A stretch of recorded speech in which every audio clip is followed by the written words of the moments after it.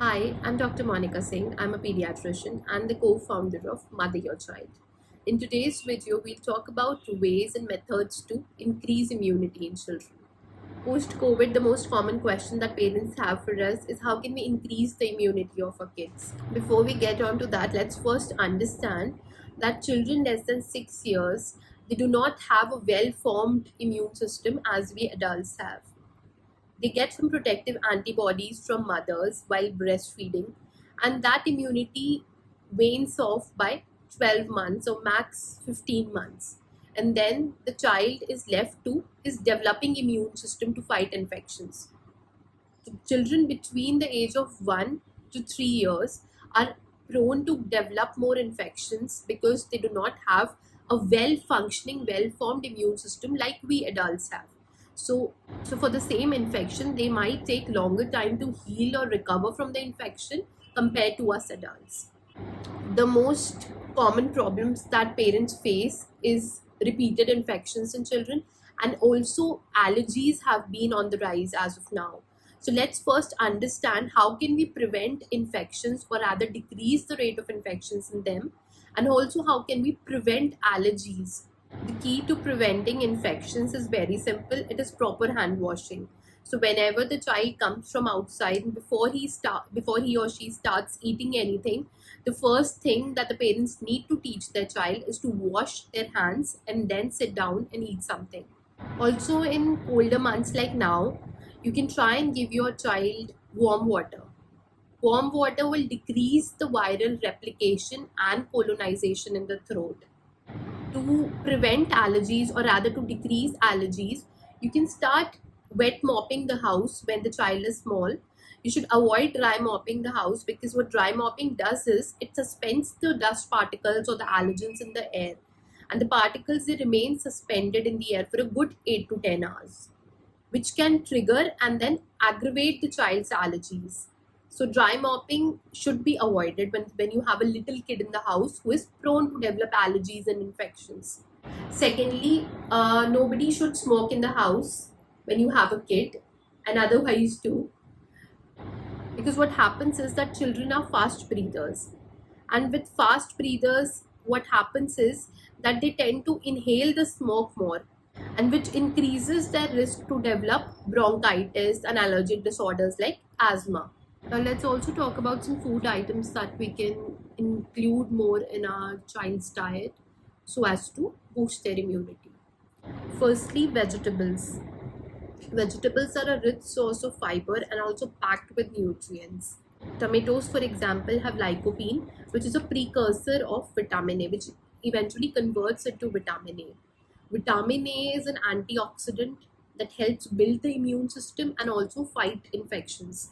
Onions have quercetin, which research has showed prevents the development of coronary artery disease or heart diseases and cataracts. Onions also have antioxidant properties, which helps in preventing allergies and asthma and relieving the asthma symptoms. Broccolis in particular are very nutritious. They have something called as glucosinolates, which break down into sulforaphane, which has strong anti-cancer properties. The technicalities you do not have to understand and know, but yes, broccoli is a very, very nutritious vegetable. Broccolis are also heavy on vitamin A, vitamin C, vitamin E, you name it, and broccoli has it. Then we have spinach, which is abundantly available in the colder months like now. Spinach is rich in antioxidants, vitamin C, vitamin A, which increases the infection fighting capability of our bodies. Both broccolis and spinach have to be cooked as little as possible because when you overcook them, they tend to lose their nutritive properties. They can be given as salads or they can be steamed and then given. You can make smoothies out of spinach. Then we have red bell pepper. Red bell pepper is a very rich source of vitamin C and vitamin E. It has 3 times more vitamin C compared to an orange. Both vitamin C and vitamin A help in increasing the natural defenses of the body, fight infections, and boost the immunity. Second is fruits. Fruits are rich in fiber and antioxidants. Any fruit that is seasonally or locally available is good for consumption. We should try and avoid the packed and processed food items that we have, the canned, the frozen ones. You should try and avoid them because they obviously have had some degree of processing and does not have the nutritive value of the original food item or the fruit. Citrus fruits like oranges, lime fruit or mosambi, lemons, tangerines, they are very very good for our health and overall immunity, as we all know after COVID, because they have a high amount of vitamin C. Now what vitamin C does is it increases the production of white blood cells, and white blood cells are the body's natural defense mechanism. They help the body fight infections. But a point to be noted is that overconsumption of citrus fruit won't lead to excess vitamin C, which will accumulate in your body. Vitamin C does not accumulate in our body, so a daily consumption of vitamin C is recommended. Then we have papaya. Papaya has something called as papain. It's an enzyme present in papaya which has anti-inflammatory properties. It is because of the presence of papain that it is recommended, the papaya seeds or the papaya leaves are recommended in the treatment of dengue by some people. Papayas are also a rich source of potassium, magnesium and folate, all of which help to improve the child's overall immunity. Papaya is also good for children who face the problem of constipation because it is also very rich in fiber. Then we have kiwis. Kiwis are again rich in folate, potassium, vitamin K and vitamin C, which helps to boost the immune system. Then we have blueberries, which has anthocyanidin, which is a very powerful antioxidant. Blueberries are therefore known as the superfood of the 21st century. Now they say that the nutritive value of blueberries does not change much if they are canned or they are frozen. The nutritive value remains the same. So blueberry is probably the only fruit that you can consume if it's canned or frozen also. Then we have apples. Apples also contains quercetin as in onions. It boosts the immune system and reduces inflammation. It also decreases the risk of developing heart diseases and cataracts. Then we have pears. Pears are also very rich in vitamin C and they have plenty of fiber and potassium. If you peel apple and pear, you might risk losing the phytonutrients that are present in the peel. So make sure to eat apples and pears with their peel. Third is spices. Firstly, garlic. Garlic has strong anti-inflammatory properties because of the presence of allicin in it.